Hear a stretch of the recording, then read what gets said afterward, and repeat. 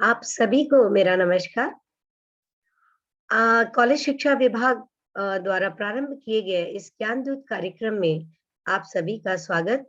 और इस सेशन में हम चर्चा करने जा रहे हैं एक बहुत ही महत्वपूर्ण विषय, राजकोषीय नीति के बारे में। तो या फिस्कल पॉलिसी, इसके अंतर्गत हम समझने का प्रयास करेंगे कि राजकोषीय नीति क्या होती है, इसका अर्थ क्या है, इसका महत्व क्या है, इसके अलावा राजकोषीय नीति के उद्देश्य क्या-क्या हैं, इसके ऑब्जेक्टिव्स क्या-क्या हैं, इसके अलावा इसके अवयव क्या-क्या हैं, अ, कंपोनेंट्स क्या-क्या हैं, इस राजकोषीय नीति कितने प्रकार की होती है और राजकोषीय नीति की क्या सीमाएँ हैं। इसके अलावा हम ये भी जानने का प्रयास करेंगे कि जो फिस्कल पॉलिसी है भारत के संदर्भ में, वो किस तरह से काम कर रही है या कहाँ तक सफल रही है। सर्वप्रथम हम राजकोषीय नीति का अर्थ समझने का प्रयास करते हैं। कोई भी सरकार होती है, वो अ, व्यापक अर्थव्यवस्था को प्रभावित करने के लिए और उसके जो सामाजिक आर्थिक उद्देश्य हैं, जैसे कि रोजगार बढ़ाना, उत्पादन बढ़ाना, विकास करना, इन उद्देश्यों की प्राप्ति के लिए बहुत सारी राजकोषीय गतिविधियां करती है। तो जब राजकोषीय नीति है तो वो राजकोषीय गतिविधियां करती है। इसमें प्रमुख रूप से कौन-कौन सी नीतियां आती है? कराधान की नीति और व्यय की नीति। तो एक तरह से हम देखें तो जो फिस्कल पॉलिसी है, जो राजकोषीय नीति है, वो समग्र आर्थिक नीति का एक अभिन्न अंग है। और अगर इसको 2 अर्थों में देख सकते हैं, राजकोषीय नीति अगर संकुचित अर्थ में देखें, तो वो सिर्फ टैक्सेशन पॉलिसी और एक्सपेंडिचर पॉलिसी, इन दोनों को मिला के हम राजकोषीय नीति अ, कहते हैं, अगर उसको संकुचित अर्थ में लिया जाए। लेकिन इसके विस्तृत अर्थ में हम राजकोषीय नीति में कराधान की नीतियों और व्यय नीतियों के अतिरिक्त सार्वजनिक ऋण तथा घाटा वित्तीयन और प्रबंधन जैसे राजकोषीय नीति के अन्य घटकों को भी इसमें शामिल करते हैं। इसके अलावा जो राजकोषीय नीति है, उसकी प्राप्तियों और संवितरण यानी रिसीट्स और डिसबर्समेंट की बहुत सारी मदें होती है, जिनका कि इसमें बहुत ही महत्वपूर्ण स्थान होता है। अब अगर हम जो राजकोषीय नीति है, इसके अंतर्गत सरकार की जो इनकम होगी और जो सरकार व्यय करेगी, तो ये जो भी होता है वो 2 खातों के अंतर्गत होता है। और इसमें जो है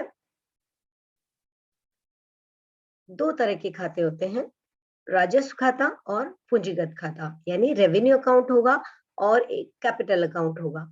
तो जो रेवेन्यू अकाउंट होता है, उसमें प्राप्तियां आएंगी और पूंजीगत खाते में भी प्राप्तियां उसके माध्यम से भी आती है। तो जो आपका रेवेन्यू अकाउंट है, उसमें पैसा कहाँ से आता है या रिसीट कहाँ से प्राप्त होती है सरकार को, वो करों के द्वारा प्राप्त होती है और दूसरा गैर कर के द्वारा भी प्राप्त होती है। तो जो रेवेन्यू अकाउंट है उसके उसमें जो प्राप्तियों के सोर्सेज है, रिसीट जो होती हैं, वो टैक्स और नॉन टैक्स दोनों के द्वारा आएगी। टैक्स के अलावा जो भी चीजें हैं, वो नॉन टैक्स के अंतर्गत आ गई। ठीक है, जैसे कि सरकार को उसके जो सार्वजनिक उद्यम है, उनसे जो लाभ प्राप्त हुआ, वो गैर कर में आ जाएगा। इसके अलावा जो टैक्स की बात अगर हम करें, तो टैक्स भी 2 तरह के हम देखते हैं। प्रत्यक्ष कर होता है और अप्रत्यक्ष कर। प्रत्यक्ष करों के अंतर्गत हम शामिल करते हैं ऐसे टैक्स जिसमें कि जिस पर लगाया गया है और वो ही उस कर का भुगतान करता है, तो वो प्रत्यक्ष कर हो गया। इसके अगर उदाहरण हम देखें, तो हम देखते हैं कि ये कौन-कौन से हो सकते हैं, जैसे income tax, individual income tax हो गया, कंपनी पे जो कर लग गया, कंपनी कर हो गया या निगम कर हो गया।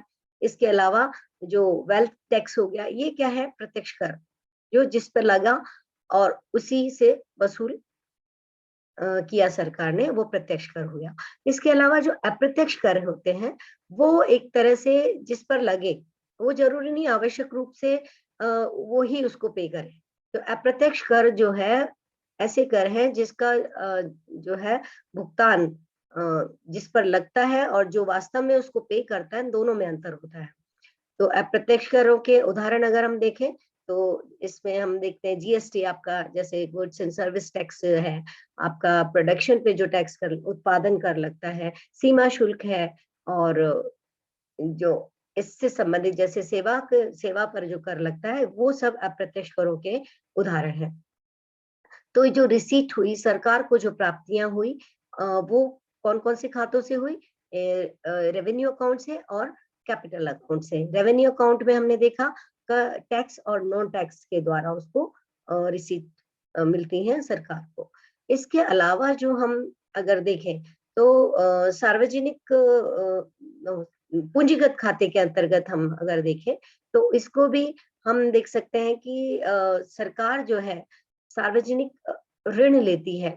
इसके अलावा जो ऋण और अग्रिमों की वसूली करती है, और अन्य जो भी वसूली सरकार के पास जो पूंजीगत खाते के द्वारा आते हैं, वो पूंजीगत खाते की प्राप्तियों के अंतर्गत गिने जाएंगे।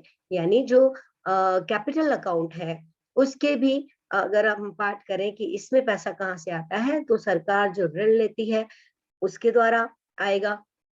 इसके अलावा जो ऋण और अग्रिम यानी लोन एंड एडवांसेस सरकार उनकी वसूली करती है, वो भी इसके अंतर्गत आएंगे। इसके अलावा अन्य जो भी इनकमिंग है, प्राप्तियां हैं जो पूंजी खाते के द्वारा आ रही है, वो क्या है? पूंजीगत प्राप्तियां, पूंजीगत खाते के प्राप्ति। ठीक है, तो ये तो हुआ आपका रिसीट जो कि सरकार की इनकम में शामिल हो जाएगी। अब इसका डिसबर्समेंट या संवितरण कैसे होगा? तो संवितरण के अंतर्गत हम देखेंगे कि डिसबर्समेंट जो करती है सरकार, जैसे कि इनकम आप सरकार की राजस्व खाते के अंतर्गत जो हुई और पूंजी खाते के अंतर्गत जो हुई, वो देखी थी। तो अब जब डिसबर्समेंट करेगी सरकार, संवितरण करेगी, वो भी इन्हीं दो खातों के माध्यम से करेगी। तो राजस्व खाते के द्वारा सरकार जो डिसबर्समेंट करती है, जो संवितरण करती है, जो भुगतान करती है, वो हम देख रहे हैं इस स्लाइड में। जैसे कि सामान्य सेवाओं पर सरकार व्यय करती है, एक्सपेंडिचर करती है, जैसे कि सैलरीज देती है, पेंशन देती है, ये सब सामान्य सेवाओं के अंतर्गत आ जाएंगे, इसके माध्यम से सरकार का व्यय होता है। दूसरे हैं सामाजिक सेवाएं।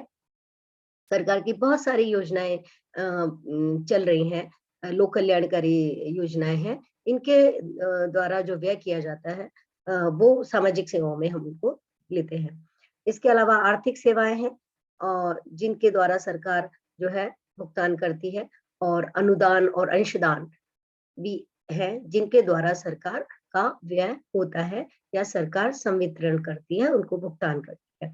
ये तो आपका हुआ राजस्व खाता या जो रेवेन्यू अकाउंट है, उसके माध्यम से जनरल सर्विसेज पे, सोशल सर्विसेज पे और इकोनॉमिक सर्विसेज, इसके अलावा जो सब्सिडीज हैं और जो सरकार अंशदान देती है, वो सब जो है एक तरह से राजस्व खाते के संवितरण का पार्ट बनते हैं।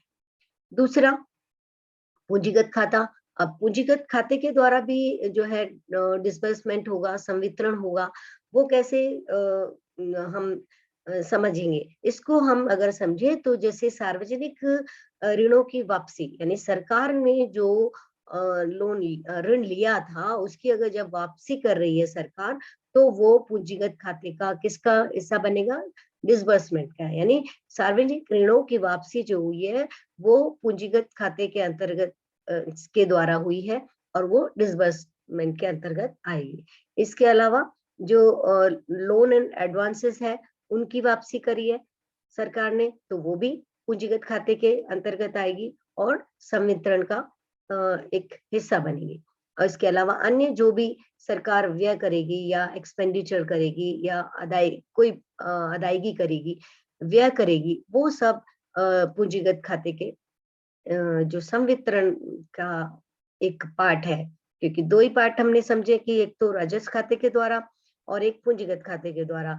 डिसबर्समेंट भी जो रिसीट हो रही है वो भी इन दोनों खातों के द्वारा ही प्राप्त हो रही है। उसके विभिन्न जो आइटम्स हैं वो हमने देखे, और जो डिसबर्समेंट होगा वो भी इन्हीं जो दो खाते हैं, रेवेन्यू अकाउंट और कैपिटल अकाउंट, इसके वेरियस जो आइटम्स हैं इनके द्वारा डिसबर्समेंट सरकार के द्वारा किया जाता है।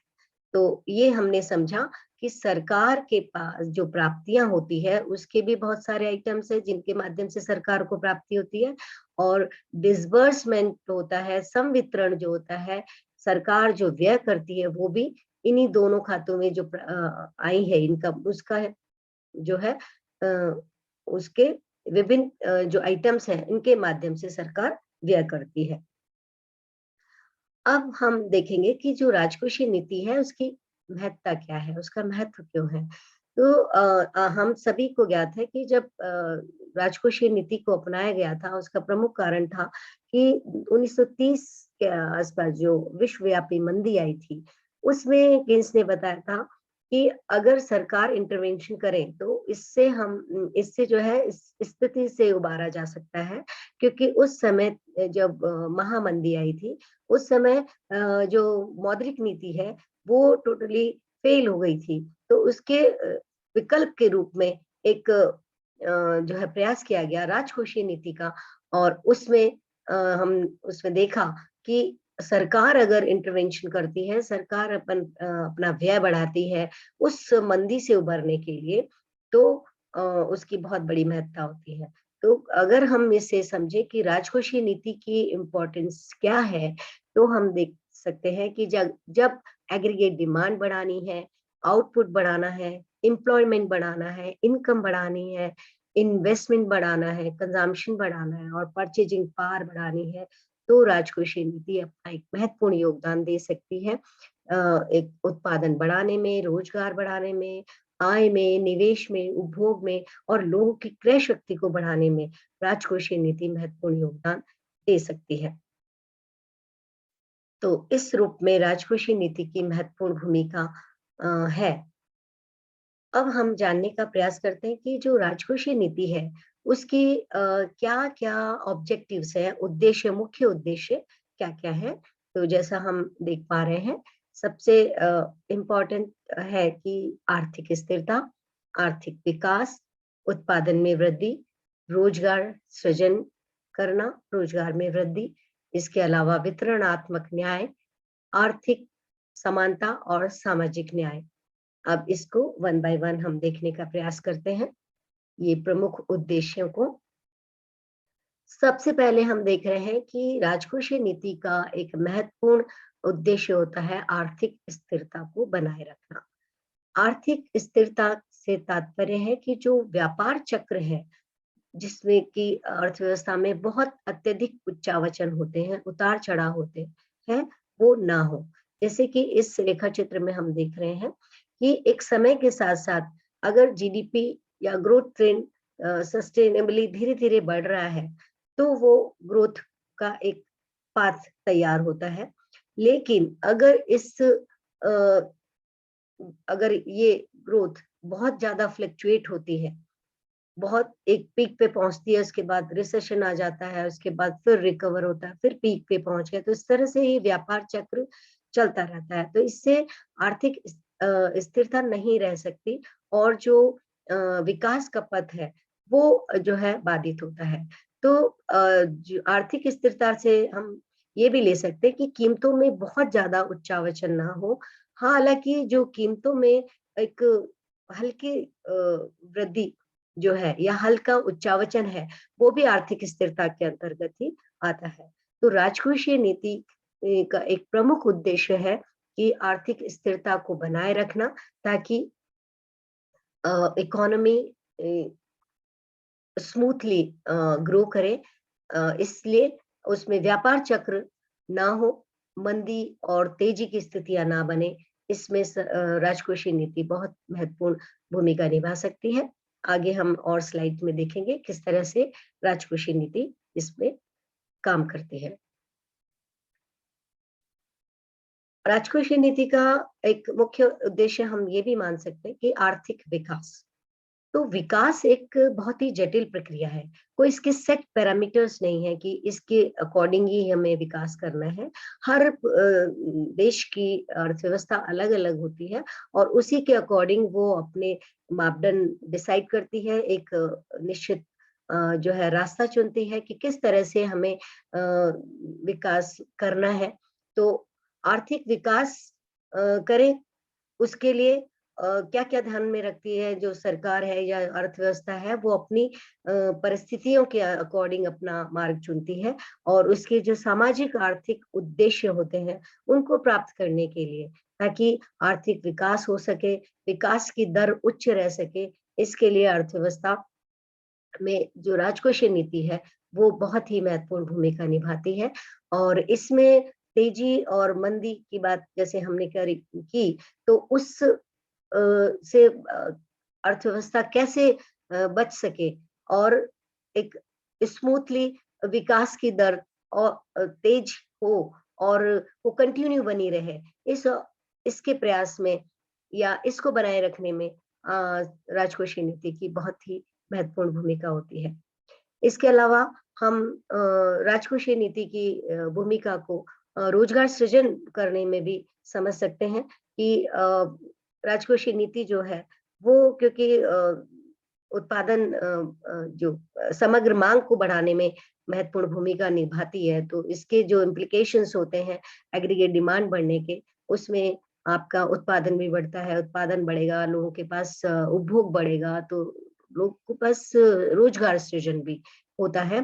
तो ये एक चेन है जो एक तरह से चलती रहती है और इसमें सरकार बहुत ही राजकोषीय नीति के द्वारा राजकोषीय नीति के द्वारा सरकार जो है अपना व्यय बढ़ाती है और इसके कारण निवेश बढ़ता है, क्रय शक्ति बढ़ती है और उपभोग बढ़ता है, उत्पादन बढ़ता है और फिर रोजगार सृजन भी इसके अंतर्गत होता है। इसके अलावा राजकोषीय नीति का एक उद्देश्य है कि उत्पादन में भी वृद्धि होती है। तो राजकोषीय नीति का मेन जो उद्देश्य होता है या मेन कार्य जो सरकार के द्वारा माध्यम से किया जाता है, सार्वजनिक सॉरी सरकार जो है अपना व्यय बढ़ाती है, इसके द्वारा जो है समग्र माँग बढ़ती है और इस समग्र माँग के बढ़ने से उत्पादन बढ़ता है अर्थात जो सकल घरेलू उत्पादन है, वो बढ़ता है। इसके साथ-साथ जो है प्राइस लेवल भी बढ़ जाता है, जैसा कि हम इस चित्र में देख पा रहे हैं। ई संतुलन प्रारंभिक बिंदु है ई पर और जब सरकार समग्र मांग बढ़ा देती है, एग्रीगेट डिमांड बढ़ा देती है, तो जो संतुलन बिंदु ई1 पर आ जाता है और इसके कारण जो है रियल जीडीपी तो बढ़ ही रही है, लेकिन जो प्राइस लेवल भी बढ़ता है। तो राजकोषीय नीति के द्वारा सरकार को इन दोनों में सामंजस्य करना पड़ता है कि सकल घरेलू उत्पादन तो बढ़े ही और प्राइस लेवल जो बढ़ा है उसका प्रभाव इतना ना आ पाए या कम से कम प्रभाव हो और इस तरह से सरकार जो है उत्पादन में वृद्धि करने में राजकोषीय नीति के द्वारा अपने प्रयास करती है, जो कि राजकोषीय नीति का एक प्रमुख उद्देश्य होता है। इसके अलावा जो राजकोषीय नीति है, उसका एक उद्देश्य है कि वितरणात्मक न्याय करना, यानी जो आपकी आय है और जो धन है, उसका पुनर्वितरण करके और समानता लाने का प्रयास किया जाता है राजकोषीय नीति के द्वारा। तो इससे अगर आय का पुनर्वितरण होता है, तो अ, आर्थिक समानता की ओर अग्रसर होती है कोई भी अर्थव्यवस्था और इससे सामाजिक न्याय भी सुनिश्चित किया जा सकता है। तो ये प्रमुख उद्देश्य थे जो राजकोषीय नीति के द्वारा प्राप्त करने के प्रयास किया जाता है। अब हम देखेंगे कि जो फिस्कल पॉलिसी है उसके कंपोनेंट्स क्या-क्या हैं, उसके अवयव क्या-क्या हैं। तो प्रमुख रूप से हम देखें तो 3 अवयव हम इसमें देख सकते हैं। सबसे पहले तो जो सरकार की जो कराधान नीति है, कराधान नीति जो होती है उसको भी हम आगे देखेंगे और व्यय नीति होती है और एक बजटीय नीति होती है। तो सबसे पहले जो हम देखें कराधान नीति जो है, उसके अंतर्गत सरकार करों के माध्यम से जो तेजी या मंदी आई है, उसको उससे निपटने का प्रयास करती है, उसका सामना करती है। तो अगर सरकार ने मान लीजिए सरकार ने सामान्य दर से अधिक दर पर अगर टैक्स लगा दिए, तो क्या होगा? टैक्स ज़्यादा लगा दिए सामान्य दर से, तो सरकार के पास पैसा आ जाएगा और लोगों के पास क्या होगा? पैसा कम होगा और इसके कारण क्या होगा? निवेश भी कम होगा और उत्पादन भी कम होगा। ये स्थिति कब काम करेगी? जब अर्थव्यवस्था में बहुत ज़्यादा मुद्रास्फीति है या सरकार को आपकी जो है कंट्रोल करना है, जो मार्केट में पैसा है उसको। तो टैक्सेशन पॉलिसी के अंतर्गत वो सामान्य से अधिक दर से कर लगा देगी, अधिक मात्रा में कर लगा देगी, तो जो है संकुचन होगा अर्थव्यवस्था में और निवेश भी कम हो जाएगा और उत्पादन भी कम होगा। लोगों के पास उपभोग भी कम हो जाएगा, क्रय शक्ति भी कम हो जाएगी। और मान लीजिए सरकार ने सामान्य दर जो है उससे कम कर दिया, दर की कर भी कम कर दिया और कर की दर भी कम कर दी, तो क्या होगा? अब लोगों के पास पैसा जाएगा, लोगों का उपभोग बढ़ेगा, लोगों की परचेजिंग पावर बढ़ेगी, वो और अधिक वस्तुएं खरीदेंगे, निवेश बढ़ेगा, उत्पादन बढ़ेगा। तो जब सरकार टैक्स की दर कम करती है या टैक्सेस कम करती है, तो यानी इसका मतलब क्या है कि सरकार व्यय बढ़ा रही है और ये नीति कब काम करती है सरकार की? जब अर्थव्यवस्था में कैसी स्थिति हो? मंदी की स्थिति हो। मंदी की स्थिति से उबरने के लिए सरकार टैक्स रेट और ये टैक्स की दर और इसके अलावा टैक्सेस जो है कम कर देती है। तो सरकार को उसकी अर्थव्यवस्था की स्थिति को देखते हुए कर की दर जो है वो निर्धारित करनी चाहिए और उसका जो है ऐसा टैक्स की दर ऐसी रखें जो संतुलित हो, उचित हो, ताकि अर्थव्यवस्था विकास की ओर अधिक अग्रसर हो। इसके अलावा हम देखें तो अगर एक्सपेंडिचर पॉलिसी पे आए, सरकार की व्यय नीति की बात करें, तो उसके अंतर्गत सरकार अपना व्यय बढ़ाती है। कब? जबकि अगर मान लीजिए अर्थव्यवस्था में बहुत ज़्यादा मंदी आ गई है, मंदी की स्थिति है, सब चीज़ें बहुत कम हो गई है, उत्पादन भी कम हो गया, निवेश भी कम हो गया, रोजगार भी कम हो गया, परचेजिंग पावर भी कम हो गई। तो अब सरकार को कैसी नीति अपनानी चाहिए? सरकार को व्यय करना चाहिए, सरकार को अपना व्यय बढ़ाना चाहिए। इससे क्या होगा? अर्थव्यवस्था में जो है पैसा आएगा और जो है लोगों का उपभोग बढ़ेगा, व्यापारियों का निवेश बढ़ेगा और उत्पादन बढ़ेगा, रोजगार बढ़ेगा। तो जब मंदी से निपटना हो तो सरकार अपना व्यय बढ़ाएगी। आप अगर इसके विपरीत स्थिति हो, मुद्रास्फीति हो, बहुत ज़्यादा मार्केट में पैसा हो, तो क्या करेगी सरकार? व्यय को कम करेगी। अपने व्यय को वो कम करेगी इससे और टैक्स की दर को वो क्या करेगी? बढ़ा देगी। अब ये मुद्रास्फीति से निपटने के लिए तो अपने वो व्यय कम कर देगी। लेकिन जो कल्याणकारी सरकारें हैं, उसके लिए ऐसा करना बहुत ज़्यादा आसान कार्य नहीं होता कि सरकार अपना व्यय कम कर ले। तो संतुलन की नीति अपनाती है सरकार अपने व्यय के द्वारा और अपनी अ, करों के द्वारा इसको कंट्रोल करने का प्रयास करती है। तीसरा हम देखें तो बजटरी पॉलिसी है या बजटीय नीति है। इसके द्वारा भी फिस्कल पॉलिसी अपना जो है काम करती है। तो बजट भी 3 तरीके के हो सकते हैं, जैसे कि संतुलित बजट, सरप्लस बजट और तीसरा डेफिसिट बजट। यानी संतुलित बजट या बैलेंस बजट हो सकता है जब सरकार की प्राप्तियां और उसकी जो है व्यय वो दोनों बराबर है, यानी रेवेन्यू और एक्सपेंडिचर जो सरकार का अगर इक्वल है, बराबर है, तो वो कैसा बजट हो जाएगा? वो जो है बैलेंस बजट आ जाएगा। अब एक स्थिति हो सकती है जब रेवेन्यू बहुत ज्यादा है, इनकम बहुत ज्यादा है सरकार का और एक्सपेंडिचर कम है, तो वो कौन सा बजट कहलाएगा? वो सरप्लस का बजट कहलाएगा।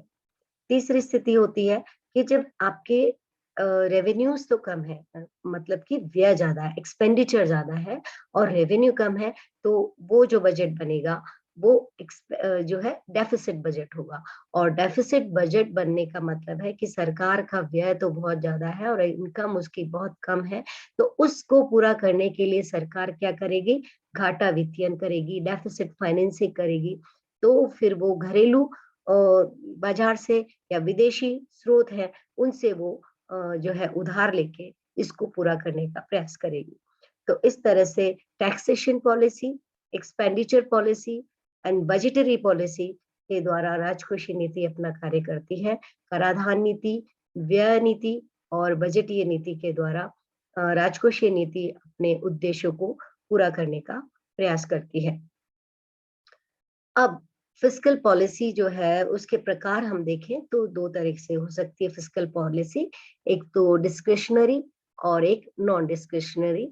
इसके अलावा जो डिस्क्रिशनरी फिस्कल पॉलिसी है वो एंटी रिसेशनरी हो सकती है या एंटी इन्फ्लेशनरी। यानी जो राजकोषीय नीति है उसके प्रकार अगर हम देखें तो दो तरह की हो सकती है। एक तो विवेकाधीन, यानी इसमें सरकार अगर अर्थव्यवस्था में मंदी या तेजी की स्थिति है तो उसके अकॉर्डिंग जानबूझकर अपने जो है निर्णय लेती है, मंदी विरोधी निर्णय लेगी और मुद्रास्फीति विरोधी निर्णय लेगी। और एक होती है जो नॉन डिस्क्रिशनरी फिस्कल पॉलिसी, तो वो जैसे ही अर्थव्यवस्था में परिवर्तन होता है तो वो ऑटोमेटिक उसमें चेंज शुरू हो जाते हैं। तो ये जो है सरकार द्वारा जानबूझकर नहीं किया जाता नॉन डिस्क्रिशनरी पॉलिसी में। इसमें ऑटोमेटिक अर्थव्यवस्था में जो तत्कालीन चेंजेस होते हैं उसके अकॉर्डिंग ही चेंजेस जो है अपने आप हो जाते हैं, स्वतः ही हो जाते हैं। तो फिस्कल पॉलिसी या राजकोषीय नीति को हम दो भागों में बांट सकते हैं, एक तो विवेकाधीन और एक गैर विवेकाधीन। और विवेकाधीन में सरकार जानबूझकर डिसीजन लेती है, एक तो एंटी रिसेशनरी हो सकती है यानी मंदी विरोधी, और दूसरे मुद्रास्फीति विरोधी। जब बहुत ज्यादा मुद्रास्फीति हो अर्थव्यवस्था में तो सरकार जो नीति अपनाएगी, जो मेजर्स लेगी, वो मुद्रास्फीति विरोधी प्रयास करेगी या एंटी इन्फ्लेशनरी जो मेजर्स है वो उठाएगी, ताकि अर्थव्यवस्था को अ, विकास की ओर अग्रसर किया जा सके। अब इसको और डिटेल में अगर हम समझें तो एंटी रिसेशनरी फिस्कल पॉलिसी क्या है? जो मंदी विरोधी राजकोषीय नीति है, इसके द्वारा सरकार क्या करती है? सरकार विस्तारवादी नीति अपनाएगी, एक्सपेंशनरी पॉलिसी अपनाएगी। और जब एंटी इन्फ्लेशनरी फिस्कल पॉलिसी होगी तो इसके अंतर्गत जब मंदी विरोधी राजकोषीय नीति होगी तो इसके सॉरी मुद्रास्फीति विरोधी राजकोषीय नीति होगी, एंटी इन्फ्लेशनरी फिस्कल पॉलिसी जब अपनाई जा रही होगी तो इसमें सरकार कैसी पॉलिसी अपनाएगी? संकुचनकारी नीति अपनाएगी, कॉन्ट्रैक्शनरी पॉलिसी अपनाएगी। तो इसको और अगर डिटेल हम समझे तो जब जो सरकार जो विस्तारवादी नीति अपनाएगी उसके अंतर्गत क्या करेगी सरकार? अपनी टैक्स और टैक्स रेट वो कम कर देगी, जैसा हमने पहले भी इसको समझने का प्रयास किया था। तो जो सरकार कर और कर की दर को कम कर देगी, इससे क्या होगा? निवेश बढ़ेगा, उत्पादन बढ़ेगा। और दूसरा क्या करेगी सरकार? जो अपना व्यय बढ़ा देगी, गवर्नमेंट एक्सपेंडिचर बढ़ा देगी। इससे क्या होगा? जो कुल मांग है, समग्र मांग है, एग्रीगेट डिमांड है, उसमें वृद्धि होगी। इसके अलावा सरकार विस्तारवादी मौद्रिक नीति के तहत क्या करेगी? सरकार ऋण भी लेती है। और इसके विपरीत तो एग्रीगेट डिमांड में वृद्धि करी कैसे? सरकार ने टैक्स रेट और टैक्सेस को घटा दिया, तो मार्केट में पैसा गया, लोगों का उपभोग बढ़ा, व्यापारियों का निवेश बढ़ा, उत्पादन बढ़ा और परचेजिंग पावर भी बढ़ी और जो है रोजगार सृजन भी हुआ। तो विस्तारवादी मौद्रिक नीति कब? जबकि बहुत ही ज्यादा मंदी की स्थिति है, तो गवर्नमेंट एक्सपेंडिचर भी बढ़ेगा, सरकार अपना व्यय भी बढ़ाएगी और कुल मांग में वृद्धि होगी इसके द्वारा। तो ये हुआ आपका जो विस्तारवादी नीति या एक्सपेंशनरी पॉलिसी, जो कि कौन सी किसकी विरोधी है? मंदी विरोधी नीति। अब इसके विपरीत अगर बहुत ज़्यादा मुद्रास्फीति है, बहुत ज़्यादा मार्केट में पैसा है, तो क्या होगा? सरकार उसको कंट्रोल करने के लिए राजकोषीय नीति जो अपनाएगी, वो कैसी नीति होगी? वो संकुचनकारी नीति होगी। इसके अंतर्गत जो हम विस्तारवादी नीति पढ़ रहे हैं, उसके अपोजिट मेजर्स सरकार लेगी। अब क्या करेगी सरकार? टैक्स और टैक्स रेट बढ़ा देगी। इससे क्या होगा?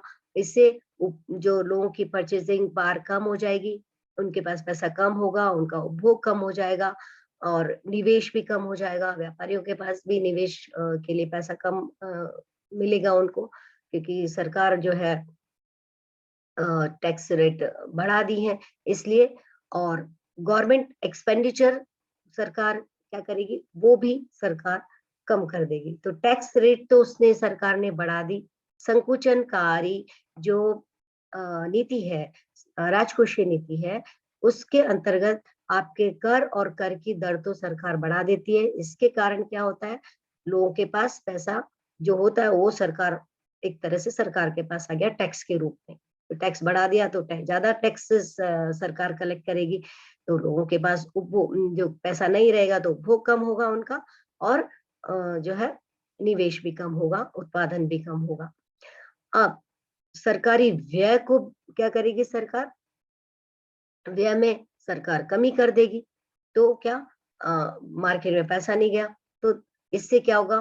कुल मांग में कमी हो जाएगी।